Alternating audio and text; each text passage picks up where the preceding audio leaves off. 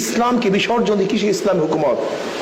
আজকে যদি মাজলিসের মধ্যে একজন বেপরদা মহিলা চলে আসে, তো এইটা কেমন ইসলামী সংগঠন? আমাদের প্রশ্ন করতে হবে, জবাব দিতে হবে।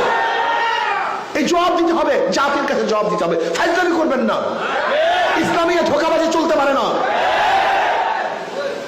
ধরে নেন আজকে আমরা এখানে সমস্ত মৌলবীরা আছি, টুপিওয়ালা দাড়িওয়ালা সবাই এখানে আছি। এখানে যদি বেপরদা মহিলা আসে, এটা ইসলামীর কোন সংগঠনের কর্মী সমাবেশ হতে পারে? এটা কি বলে, বলে কি এটাকে? এটা কিসের ফাইজলামি? ইসলামকে বাদ দিয়ে কিসের ইসলাম?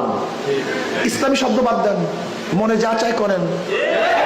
ইসলামী ড্যান্স মঞ্চ এটা হয় না, ইসলামী যাত্রাগানের পালা বুকাইটা হয় না।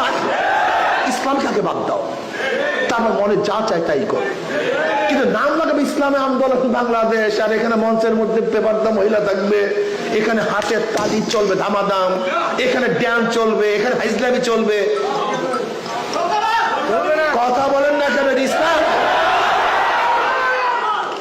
ইসলামী আন্দোলন বাংলাদেশ দেখেন কোনদিন এই কৌশল ইসলামী হুকুমত কায়েম করার জন্য, ক্ষমতা যাওয়ার জন্য এই কৌশল ইসলামী আন্দোলন বাংলাদেশ অন ইসলামিক চরিত্রকে কৌশল হিসাবে ইসলামী আন্দোলন বাংলাদেশ গ্রহণ করে নাই, করবে না ইনশাআল্লাহ।